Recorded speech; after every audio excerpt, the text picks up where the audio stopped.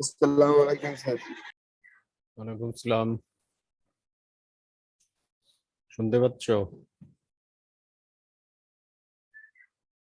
Hello, voice শুনতে পাচ্ছ?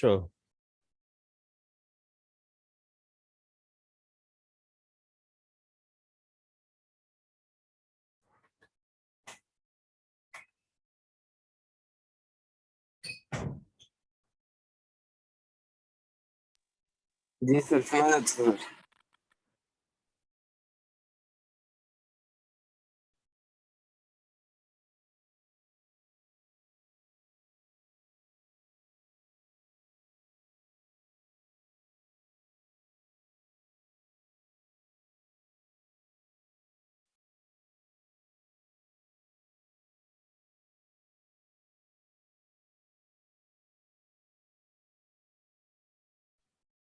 अरे आसन भाई जानना है भाई।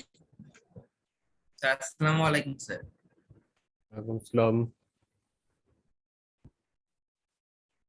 ভাই আমার ক্লাস আছে, ক্লাস করে ম্যাচ খেলবো না ভাই, আমার ক্লাস আছে, আমার একটাই ম্যাচ না। ক্লাস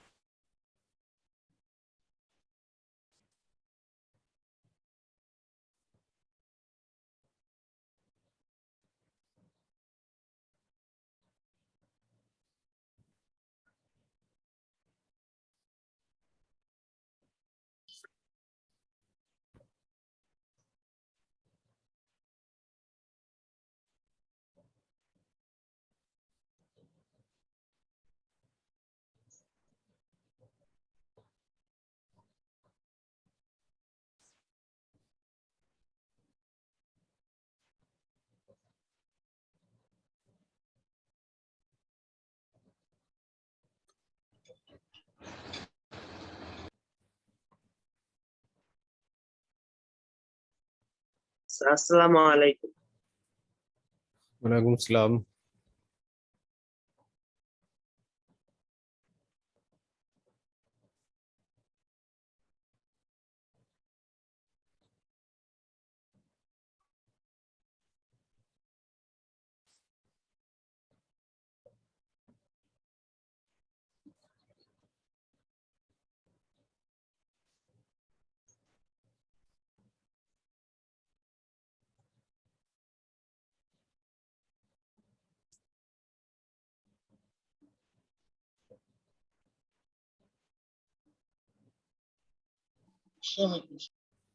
ওয়ালাইকুম সালাম।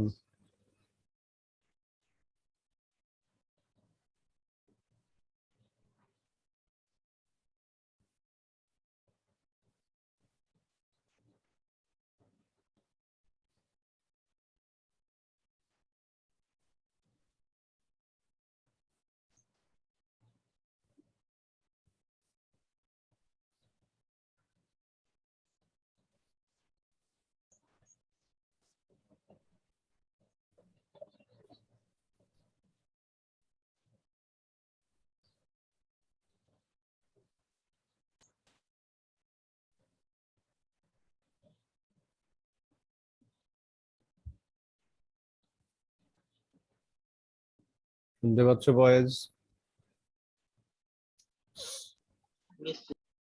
গতকালকে তোমাদের গ্রুপে যে ডিটেলস একটা লিস্ট দেওয়া হয়েছিল, যে অনেকে এখনো অ্যাসাইনমেন্ট 1 এবং 2 প্রপারলি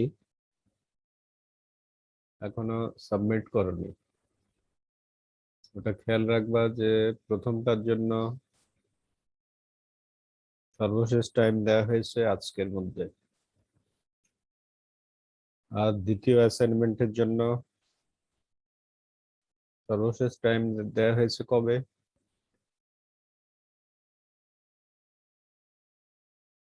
দ্বিতীয়টার জন্য সর্বশেষ টাইম কবে দেওয়া হয়েছে বলতে পারবা কেউ?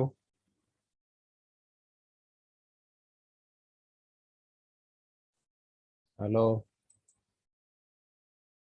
প্রপারলি সাবমিট করনি মানে যেমন তেমন ভাবে পাঠালেই সাবমিট হয় না।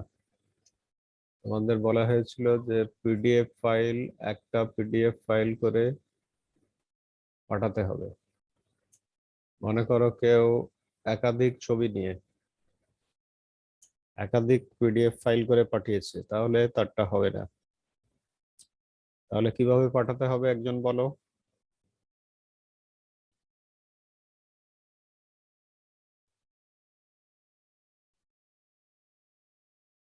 কিভাবে পাঠাতে হবে?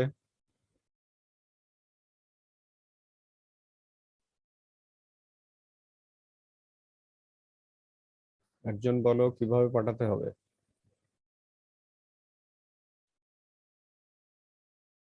সিঙ্গেল পিডিএফ ফাইল করে পাঠাতে হবে, মানে স্যার একটা পিডিএফ ফাইলের মধ্যে সুন্দর করে সিএল বাই সিএল দিয়ে তারপরে হ্যাঁ, তোমার উত্তর সঠিক হয়েছে। পরদিন 12,891 যা বললা, সবগুলো ছবি নিয়ে একটা পিডিএফ ফাইল পাঠাতে হবে। তো এইভাবে যারা পাঠায়নি, এই জন্য তাদেরটা বিবেচনাতে আসেনি। কেউ কেউ আছে যে তোমার পিডিএফই করেনি, কোন রকমের ছবি উঠিয়ে পাঠিয়ে দিয়েছে, এবং তাদের ছবি কয়েকটা ছবি তুলে পাঠিয়ে দিয়েছে, পিডিএফ করেনি। তাহলে হবে না। পিডিএফ করতে হবে প্রপারলি, এবং একটা পিডিএফ ফাইল করে পাঠাতে হবে। এটা মনে রাখবা।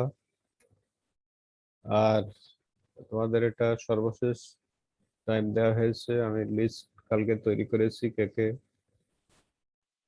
ঠিকভাবে সেন্ড করেনি গ্রুপে দেওয়া হয়েছে, এগুলো কি দেখেছো?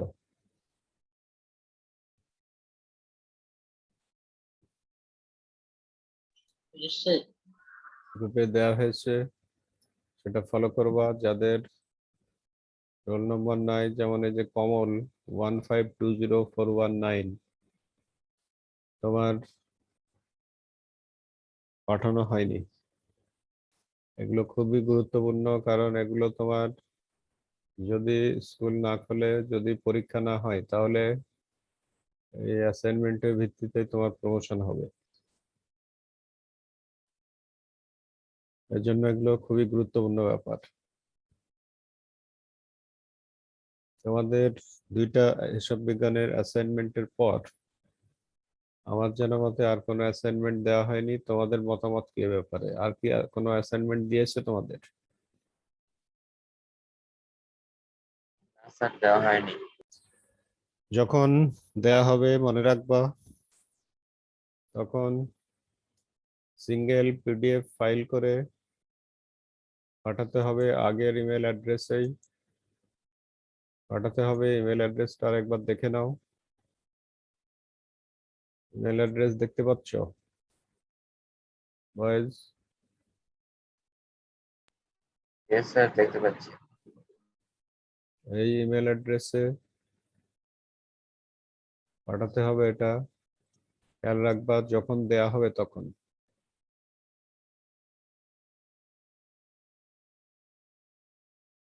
যখন দেয়া হবে ওই সময়ে পাঠাতে হবে। কয়দিনের মধ্যে? যেদিন তোমাদের গ্রুপে দেয়া হবে সেদিন থেকে 7 দিনের মধ্যে দিতে হবে।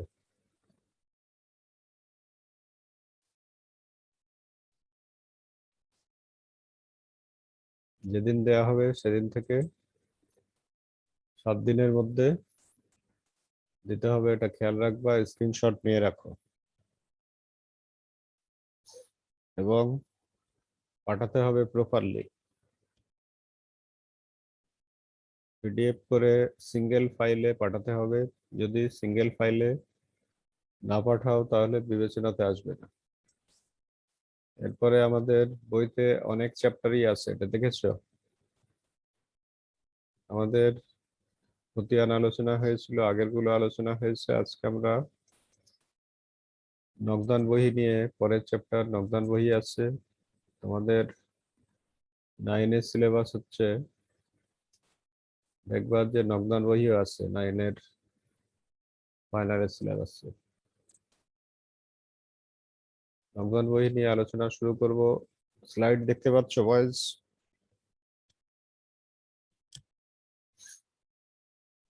স্লাইড দেখতে পাচ্ছ? Yes, sir. এখানে নগদান বহির ধারণা সম্পর্কে বলা হচ্ছে, ব্যবসায় প্রতিষ্ঠানে অসংখ্য লেনদেন নিয়মিত সংগঠিত হয়। লেনদেন সমূহকে আমরা নির্দিষ্ট একটি মানদণ্ডের ভিত্তিতে 2 ভাগে ভাগ করতে পারি। মানদণ্ডটি হলো নগদ অর্থ। লেনদেনের সাথে নগদ অর্থের সম্পৃক্ততা থাকা এবং না থাকা। যে সকল লেনদেনের দ্বারা নগদ অর্থের আদান প্রদান ঘটে, এই লেনদেন সমূহকে একত্রিত করে যে বই প্রস্তুত করা হয় তাই নগদান বই। তার মানে নগদান বইতে কি করা হচ্ছে? নগদ লেনদেনগুলো লেখা যাবে। তাহলে নগদান বইতে কি ধারে ক্রয় লেখা যাবে?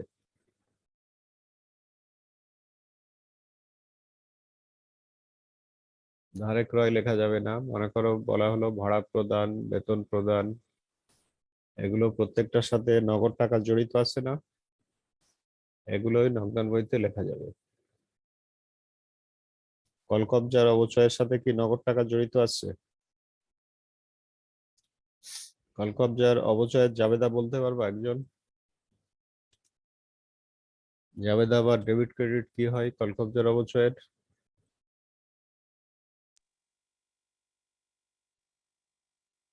বলতে পারবা? অবচয়ের জাবেদা যেমন অবচয় ডেবিট, পুঞ্জীভূত অবচয় ক্রেডিট। তাহলে এখানে এই জাবেদায় কি তোমার নগদান হিসাব জড়িত আছে?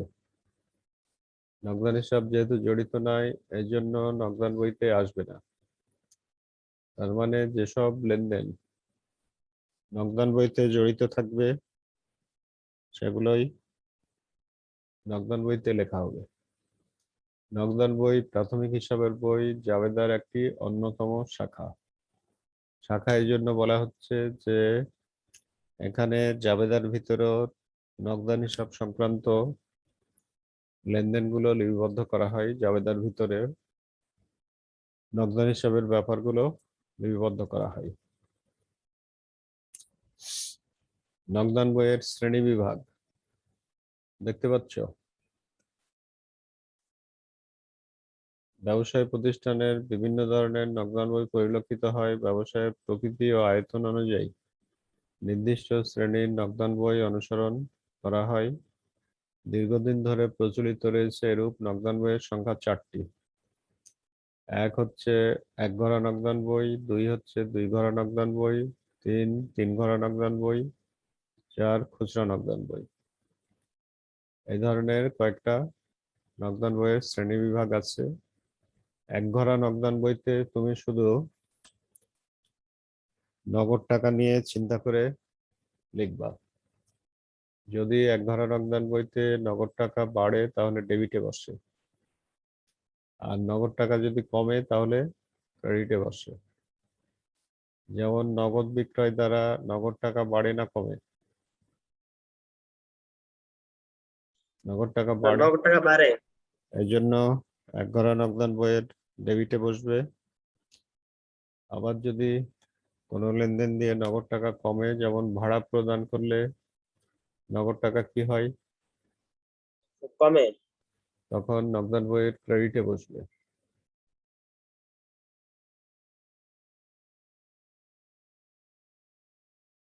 দুই ঘরা নগদান বইয়ের ক্ষেত্রে শুধু নগদ টাকাই না, নগদ এবং ব্যাংক জমা নিয়ে চিন্তা করা হয়। মনে করো চেকে বিক্রয় করলে ব্যাংক ব্যালেন্স বাড়ে, জাবেদায় বিক্রয় ব্যাংক ডেবিট আর বিক্রয় ক্রেডিট হয় না। এই জন্য ডেবিট দিকে বিক্রয় লিখে ডেবিটে টাকা লিখতে হবে। যদি নগদ বা ব্যাংক ব্যালেন্স বাড়ে তাহলে দুই ঘরা নগদান বইয়ের ডেবিটে বসে। আর নগদ ব্যাংক ব্যালেন্স যদি কমে যায় তাহলে দুই ঘরা নগদান বইয়ের ক্রেডিটে বসে। মনে করো বলা হলো যে চেকে ভাড়া প্রদান করা হলো, চেকে ভাড়া প্রদান করলে তোমার ব্যাংক ব্যালেন্স কমবে না বাড়বে? চেকে যদি ভাড়া প্রদান করো তাহলে ব্যাংক ব্যালেন্স কমবে না বাড়বে?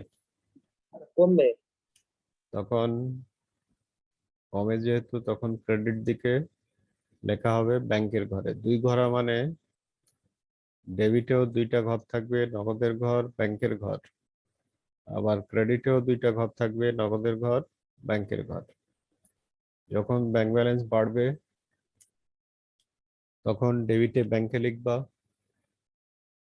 আর যখন ব্যাংক ব্যালেন্স কমে যাবে তখন ক্রেডিটে ব্যাংকে লিখবা। তিন ঘরা নগদান বই মানে যেখানে নগদের ঘর থাকবে, ব্যাংকের ঘর থাকবে এবং একটা বাট্টার ঘর থাকবে। এই বাট্টা মানে নগদ বাট্টার ঘর। মনে করো বলা হলো রহিমের নিকট থেকে 3000 টাকা পাওয়া গেল, তাকে বাট্টা দেওয়া হলো 200 টাকা। তাহলে রহিমের নিকট হতে 3000 পাওয়া গেল, এটা কোন দিকে বসবে? ডেবিট দিকে। ডেবিট দিকে। তখন 3000 ডেবিটে নগদে লিখবা, আর বাট্টার ঘরে লিখবা কত? 200। বাট্টার ঘরে 200 লিখবা। এই যে বাট্টার ঘর নামে নগদ ব্যাংকের সাথে বাট্টার ঘর নামে আরেকটা ঘর আসলো, এই জন্যই বলা হবে এটা তিন ঘরা নগদান বই। তার মানে তিন ঘরা নগদান বইতে বাট্টার ঘর থাকবে, নগদের ঘর থাকবে, ব্যাংকের ঘর থাকবে। তারপর খুচরা নগদান বই আছে। খুচরা নগদান বই হচ্ছে যেখানে ছোট ছোট ব্যয়গুলো লেখা হবে। তুমি কাগজ কিনলা 12 টাকার, কলম কিনলা 10 টাকার, এই ধরনের ছোট ছোট লেনদেনগুলো খুচরা নগদান বইয়ের মধ্যে লেখা হবে। তারপরে বলা হচ্ছে কোন কোন প্রতিষ্ঠানে বর্তমানে নগদান বইয়ের পরিবর্তে নিম্নলিখিত জাবেদা প্রস্তুতের মাধ্যমে নগদ প্রাপ্তি ও প্রদান পৃথকভাবে লিপিবদ্ধ করা হয়। কোন কোন প্রতিষ্ঠানে এরকম লিপিবদ্ধ করা হয়। একটা হচ্ছে নগদ প্রাপ্তি জাবেদা, আর একটা হচ্ছে নগদ প্রদান জাবেদা। কোন কোন প্রতিষ্ঠানে এগুলো লিপিবদ্ধ করা হয়। তারপরে এখন দেখতে পাচ্ছ এক ঘরা নগদান বইয়ের নমুনা ছক। ছকটা এভাবে টানা লাগে। এই ছক টেনে যদি দেখো কোনো কিছু দিয়ে নগদ টাকা বেড়ে যাচ্ছে, তখন ডেবিটে প্রাপ্তির ঘরে লিখতে হবে, বিবরণ লিখে টাকার ঘরে টাকা লিখতে হবে। আবার কোনো কিছু দিয়ে যদি দেখো যে টাকা কমে যাচ্ছে, তখন ক্রেডিট দিকে লিখতে হবে। ক্রেডিট দিকে লিখতে হবে বিবরণের ঘর। মনে করো বলা হলো ক্রয় করা হলো, ক্রয় দ্বারা টাকা কমে না বাড়ে? ক্রয় দ্বারা টাকা কমবে। তখন এই যে কমবে বললা, এই জন্য প্রদানের ঘরে ক্রয় লিখে টাকাটা ক্রেডিট দিকে লিখতে হবে। আবার কোনো কিছু দিয়ে যদি টাকা বাড়ে তাহলে ডেবিটে লিখতে হবে। এটাই হচ্ছে নগদান বহির বেসিক। এখন যতটুকু আলোচনা হলো এখান থেকে কোনো প্রশ্ন থাকলে বলো বয়েজ। এতটুকু হলো নকশাল বইয়ের বেসিক। এখন এখান থেকে কোনো কোশ্চেন থাকলে বলো।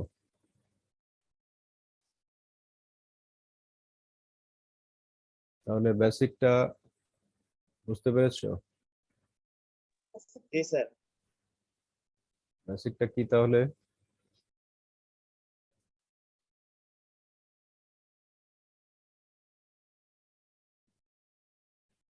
বেসিকটা হচ্ছে যদি টাকা বাড়ে তাহলে ডেবিটে নগদে বসে, আর যদি টাকা কমে তাহলে বসে ক্রেডিটে নগদে। এটাই হচ্ছে বেসিক। যদি টাকা, কি বললাম,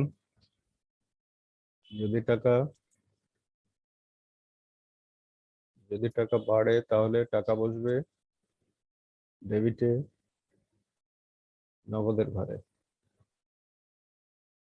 আর যদি টাকা কমে যায় তাহলে বসবে ক্রেডিটে নগদের ঘরে। তাহলে মনে করো বললো যে কারো কাছ থেকে টাকা পাওয়া গেল, এটা কোন দিকে বসবে? যদি বলা হয় কারো কাছ থেকে টাকা পাওয়া গেল, এটা কোন দিকে বসবে তাহলে বয়েজ?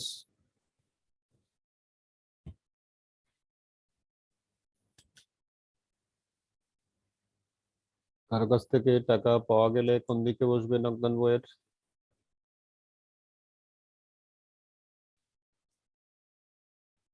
ডেবিটে বসবে। মনে করো বললো কমিশন পাওয়া গেল 5,000,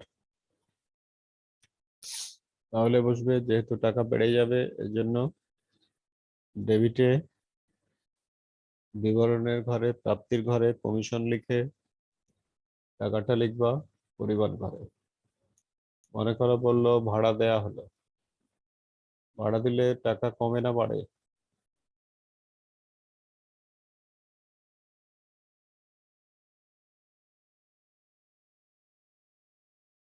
ভাড়া দিলে টাকা কমে যায়, তখন ক্রেডিট দিকে প্রদানের ঘরে ভাড়া লিখে ক্রেডিটে টাকা পরিমাণ লিখবা। লেখার পরে তুমি উদ্বৃত্ত নির্ণয় করবা, খতিয়ানে যেমন যোগ বিয়োগ করে একটা ফলাফল নির্ণয় করা হয়েছিল, ঠিক একইভাবে একটা উদ্বৃত্ত নির্ণয় করবা। উদ্বৃত্ত নির্ণয় মানে বেশি দিক থেকে কম দিক বাদ দেওয়া। মনে করো ডেবিটে হলো 10,000 আর ক্রেডিটে হলো 4,000, তাহলে উদ্বৃত্ত কত হবে?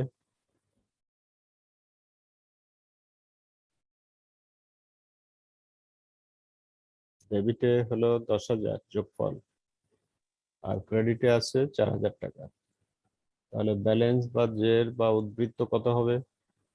6,000। 6,000 টাকা হবে উদ্বৃত্ত। এইভাবে এখানেও খতিয়ানের মতোই উদ্বৃত্ত নির্ণয় করা হবে, দিয়ে বের করা হবে তোমার প্রতিষ্ঠানের কাছে এখন কত টাকা আছে, এটা উদ্বৃত্ত নির্ণয় করা হবে। লেনদেনগুলো লিখতে হবে সিরিয়ালি। তুমি 8 তারিখ আগে লিখে দিলা, পরে লিখলা 5 তারিখ, তাহলে হবে না। তারিখের ক্রম অনুযায়ী সিরিয়ালি লিখতে হবে। এক ধারা নকদান বইতে প্রস্তুতের নকদান বই প্রস্তুতের ছক খতিয়ানের ছকের প্রায় অনুরূপ। ছককে ডেবিট এবং ক্রেডিট দুই ভাগে বিভক্ত করে প্রাপ্তি সমূহ ডেবিট দিকে আর প্রদান সমূহ ক্রেডিটে উল্লেখ করা হয়। ডেবিট এবং ক্রেডিট উভয় দিক 5টি করে মোট 10টি কলাম সহকারে এক ঘরা নকদান বই প্রস্তুত করা হয়। এই নকদান বই সর্বদা ডেবিট উদ্বৃত্ত প্রকাশ করে, কারণ প্রাপ্তি অপেক্ষা প্রদান কখনোই অধিক হতে পারে না, কিন্তু সমান হতে পারে। এই জন্য সবসময় দেখা যাবে নগদান বইয়ের ডেবিটেই টাকা বেশি থাকবে। তখন বেশি থাকলে ডেবিটের টাকা থেকে ক্রেডিটের টাকা মাইনাস করবা। উদ্বৃত্ত নির্ণয়ের পদ্ধতি খতিয়ানের টি ছকের অনুরূপ, মানে টি ছকের অনুরূপ মানে বেশি দিক থেকে কম দিক সবসময় মাইনাস করবা। ডেবিটে আছে মনে করো 20,000, ক্রেডিটে আছে 3,000, তাহলে উদ্বৃত্ত কত হবে? উদ্বৃত্ত বা ব্যালেন্স বা জের কত হবে তাহলে?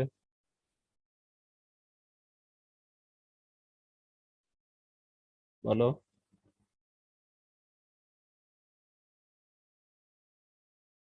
ডেবিটে আছে 20,000, ক্রেডিটে আছে 3,000, তাহলে ব্যালেন্স বা জের বা উদ্বৃত্ত কত হবে? 17,000 টাকা হবে বিয়োগফল। দেনা ও পাওনা নিষ্পত্তির সময় যথাক্রমে বার্তা মঞ্জুর এবং বার্তা প্রাপ্তি হলে তা এক ধারা নগদান বইতে লিপিবদ্ধ না করে প্রকৃত জাবেদায় লিপিবদ্ধ করা হয়।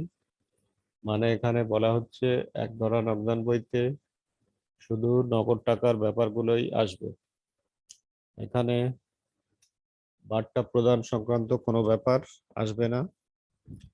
বার্তা প্রদানের ব্যাপারগুলো আসবে 3 ধারা নগদান বইতে।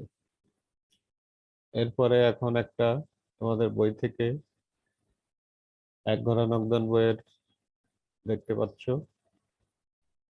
পাচ্ছ এক ধারা নগদান বই বয়েজ।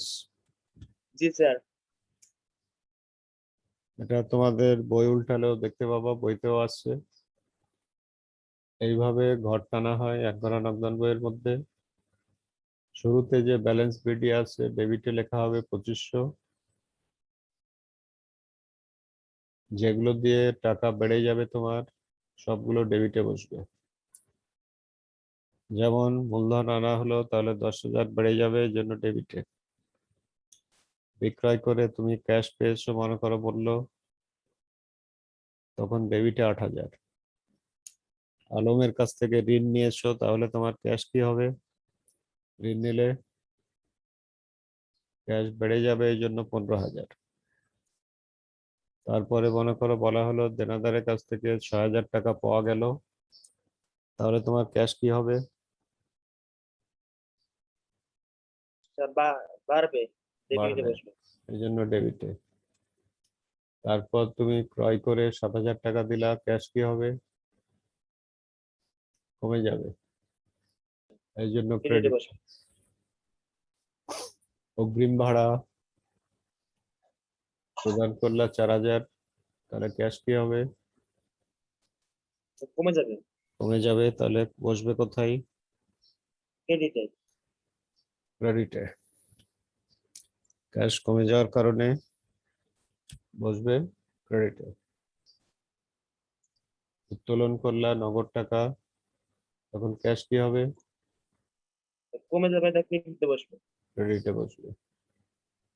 যন্ত্রপাতি কিনলা 9,000 টাকার, ক্যাশ কি হবে? কমে যাবে, ক্রেডিটে বসবে। ক্রেডিটে।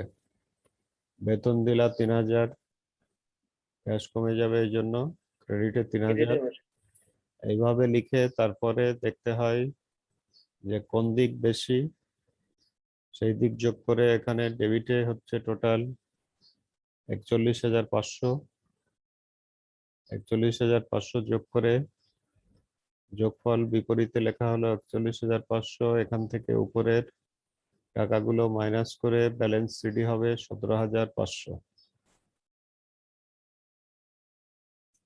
এই ব্যালেন্স সিডি লক্ষ্য করো যে মাসের অঙ্ক জুনের 30 তারিখে ব্যালেন্স সিডি লিখতে হবে, যে মাসের অঙ্ক ওই মাসের শেষ তারিখে,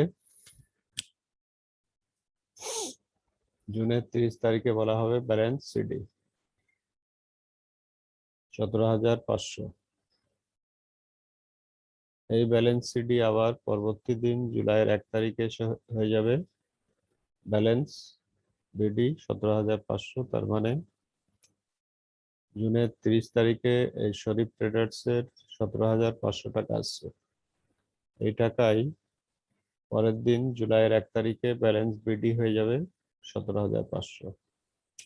সিডি মানে ক্যারিড ডাউন, বাংলা হচ্ছে উদ্বৃত্ত স্থানান্তরিত হবে। ব্যালেন্স শিটের বাংলা হচ্ছে, ব্যালেন্সের বাংলা হচ্ছে উদ্বৃত্ত। সিডি মানে ক্যারিড ডাউন, মানে উদ্বৃত্ত স্থানান্তরিত হবে। আর ব্যালেন্স বিডি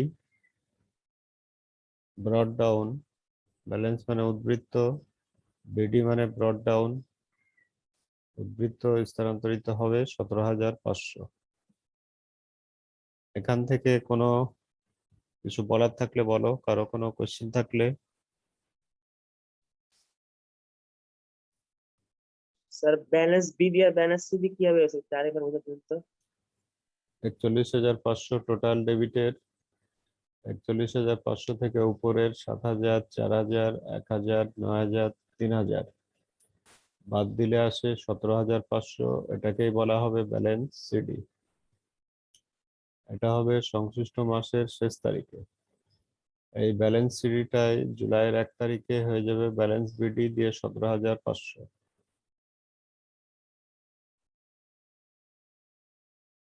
ব্যালেন্স সিডি হবে মাসের শেষ তারিখে। মনে করো এটা যদি জুলাইয়ের অঙ্ক হতো তাহলে জুলাইয়ের 31 তারিখে লিখতা ব্যালেন্স সিডি, আর আগস্টের 1 তারিখে এসে লিখবা ব্যালেন্স বিডি। এইভাবে লিখতে হবে। এখন আর কি কোশ্চেন আছে কারো এখানে?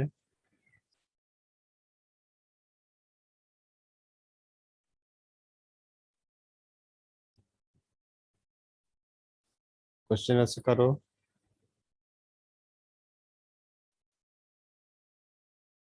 তারপরে এখন আবার দেখতে পাচ্ছ 2 ঘরা নগদান বইয়ের চক। একটু আগে যেমন শুধু নগদ টাকা নিয়ে চিন্তা করা হয়েছে, 2 ঘরাতে 2 ঘরা নাম হওয়ার কারণ হচ্ছে নগদ আর ব্যাংকের ঘর আছে, এই জন্য এটাকে বলবে 2 ঘরা নগদান বই। ক্রেডিটেও আছে নগদ আর ব্যাংক। নগদ ব্যাংক এই দুইটা বিষয় এখানে চিন্তা করবা। 1 ঘরা নগদান বইতে শুধু চিন্তা করবা নগদান বই নিয়ে, মানে নগদ টাকা বেড়ে যাচ্ছে না কমে যাচ্ছে এটা চিন্তা করবা। আর এখানে চিন্তা করবা নগদ টাকা এবং ব্যাংকের টাকা নিয়ে। নগদ এবং ব্যাংকের টাকা নিয়ে এখানে চিন্তা করতে হবে। যদি নগদ বাড়ে তখন ডেবিটে নগদে আসে, যদি নগদ কমে যায় তখন ক্রেডিটে নগদে আসে। এখানে যেমন দেখো নভেম্বরের 1 তারিখে ব্যালেন্স বিডি যখন শুরুতে এই টাকাটা নিয়ে আসা হলো, তখন ব্যালেন্স কি হবে? মাসের শুরুতে যখন একটা টাকা নিয়ে আসবা তখন মাসের শুরুতে ব্যালেন্স বেড়ে যাবে। টাকা যদি নগদ বা ব্যাংক ব্যালেন্স বাড়ে তাহলে ডেবিটে লেখা হবে। মাসের শুরুতে টাকা নিয়ে আসার কারণে নগদ টাকা ব্যাংক ব্যালেন্স দুটাই বেড়ে গেল, এই জন্য ব্যালেন্স বিডি দিয়ে লিখতে হয় 5,000, 3,000। তারপরে মনে করো একটা লেনদেনে বলা হলো দেনাদারের কাছ থেকে চেক প্রাপ্তি। চেক পেলে তুমি কি বাসায় রেখে দিবা না ব্যাংকে জমা দিবা? চেক পেয়ে কি কেউ বাসায় রেখে দেয় ড্রয়ারে? ব্যাংকে জমা দিবি। ব্যাংকে জমা দিবে, এই জন্য ব্যাংক ব্যালেন্স বেড়ে যাবে। এই জন্য ডেবিটে ব্যাংকের ঘরে হলো 4,000। 2 তারিখ আছে ক্রয়, মনে করো বললো চেক মারফত। চেক মারফত যখন ক্রয় করবে তখন তোমার ক্যাশ বাড়বে না কমবে? ব্যাংক ব্যালেন্স বাড়বে না কমবে? কি বললেন? চেকে ক্রয় করলে তখন তোমার ব্যাংক ব্যালেন্স কমবে না বাড়বে? কমবে স্যার, কমবে। এই জন্য ক্রয় লিখে ক্রেডিটে ব্যাংকের ঘরে। টাকা বাড়লেই ডেবিটে ব্যাংকের ঘরে, আর টাকা যখন কমে যাবে তখন ক্রেডিটে ব্যাংকের ঘরে। এইভাবে নগদান বই প্রস্তুত করা হয়। তাহলে যে বেসিক আলোচনা করতেছি এখান থেকে কারো কিছু বলার থাকলে বলো।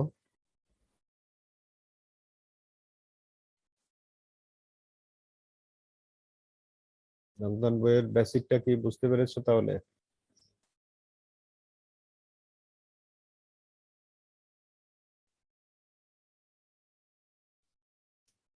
কারো কিছু বলার থাকলে বলো এখনই।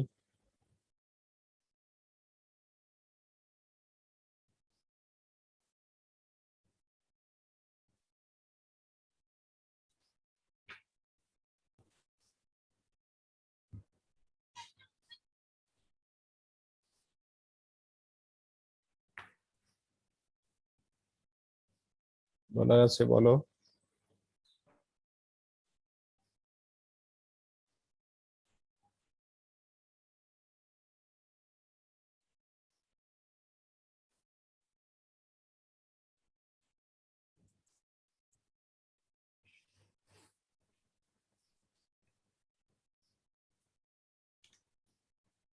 তারপরে মনে করো বলা হলো যে আসবাবপত্র বিক্রয় করা হলো নগদে, তখন যেহেতু ক্যাশ বেড়ে যাবে এই জন্য ডেবিটে নগদের ঘরে 9,000।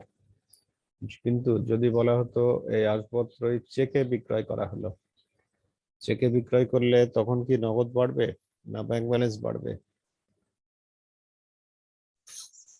চেকে যদি স্যার বিক্রি করো ব্যাংক ব্যালেন্স বাড়বে, তখন ব্যাংক ব্যালেন্স বাড়বে। তখন এই 9,000 টাকায় চলে আসতো ব্যাংকের ঘরে। ব্যাংক ব্যালেন্স যেহেতু বাড়বে এই জন্য ব্যাংকের ঘরে চলে আসবে।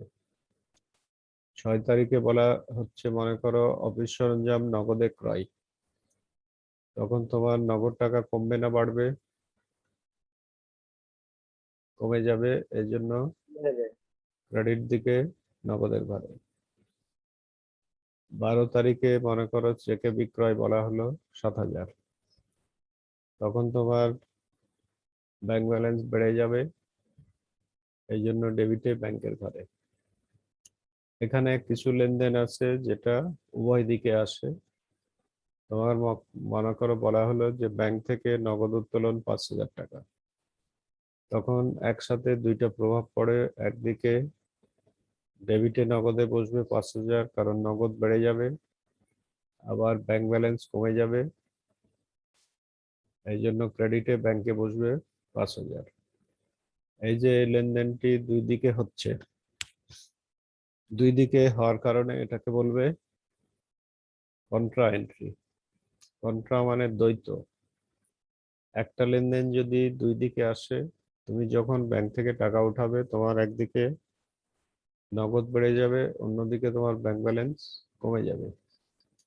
নগদ বাড়ার কারণে ডেবিটে নগদের ঘরে টাকা লিখে বিবরণে লিখতে হচ্ছে ব্যাংক হিসাব, আর ব্যাংক ব্যালেন্স কমে যাওয়ার কারণে ক্রেডিটে ব্যাংকের ঘরে টাকা লিখে বিবরণে উল্টোটা লিখতে হবে নগদান হিসাব। ব্র্যাকেটে যে দেখতে পাচ্ছ ক লেখা আছে, ক মানে কন্ট্রা। কন্ট্রা মানে একটি লেনদেনই যদি দুই দিকে আসে তাহলে কন্ট্রা হয়। কন্ট্রা হয় মাত্র দুইটি লেনদেনের ক্ষেত্রে, যদি ব্যাংক থেকে উত্তোলন করে অফিসের প্রয়োজনে এবং যদি ব্যাংকে টাকা জমা দেয় তাহলে কন্ট্রা হয়। এবার তোমাদের কারো কিছু জিজ্ঞাসা থাকলে বলো। কারো কোনো জিজ্ঞাসা আছে বয়েজ? এটার উপরে আরো ডিটেল